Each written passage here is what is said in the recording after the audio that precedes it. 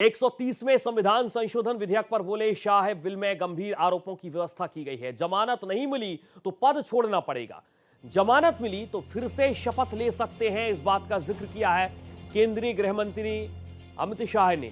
Bill में 30 दिन तक जमानत का प्रावधान है। 30 दिन तक बेल नहीं तो छोड़ना होगा पद। 5 साल से ज्यादा सजा होने पर पद छोड़ना होगा। जेल में बैठकर सरकार चलाना उचित नहीं है। इस बात का जिक्र यहां पर केंद्रीय गृह मंत्री अमित शाह करते हुए नजर आए। पहले के बिल में ऐसा प्रावधान नहीं था। जेल जाने के बाद भी इस्तीफा नहीं देना नया ट्रेंड है।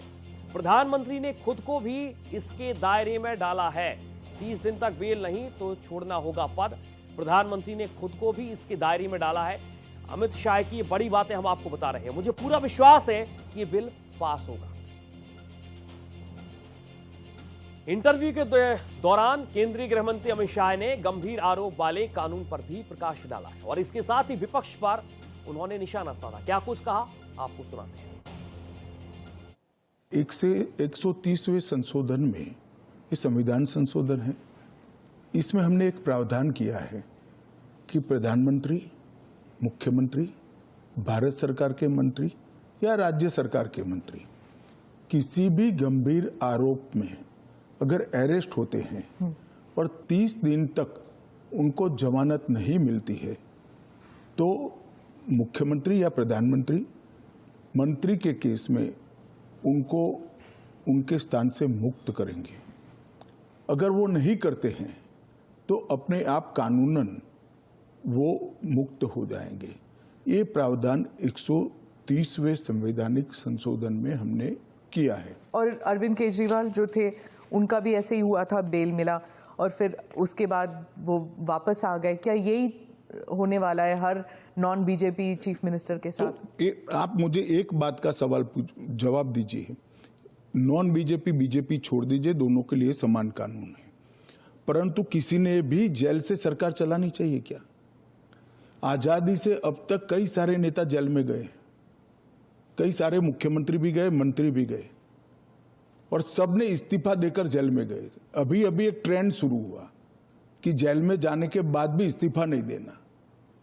ढेर सारे ऐसे लोग हैं जिन्होंने इस्तीफा दिया। तमिलनाडु के कुछ मंत्रियों ने नहीं दिया, दिल्ली के मंत्री और मुख्यमंत्री ने नहीं दिया, और सरकार के सचिव, डीजीपी, मुख्य सचिव इनके पास आदेश लेने के लिए जेल में जाएंगे। ये क्या हमारे लोकतंत्र को दुनिया में सम्मान दिलाएगा क्या? जब यूपीए की सरकार थी, श्री मनमोहन सिंह जी इनके प्रधानमंत्री थे और लालू प्रसाद यादव जी इनके मिनिस्टर थे। लालू प्रसाद जी को सजा हो गई। मनमोहन सरकार एक ऑर्डिनेंस लेकर आई कि 2 साल की सजा हो तो भी अपील का स्टेज बाकी है तो उनकी सदस्यता नहीं जाती है। यही मॉरल ग्राउंड था जो आप कोट कर रही हो। तो एक ऑर्डिनेंस लेकर आए कि हम इसको बदल दे रहे हैं। ऑर्डिनेंस से बदलने का कैबिनेट ने प्रस्ताव भी किया।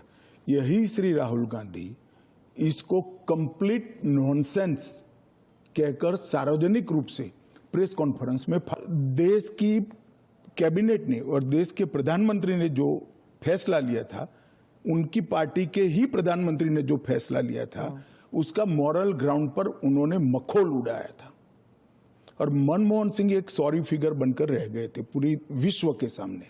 आज वही राहुल गांधी बिहार में सरकार बनाने के लिए सजा हो गई, वो लालू प्रसाद जी को गले मिल रहे हैं। धनखड़ साहब के साथ क्या हुआ था?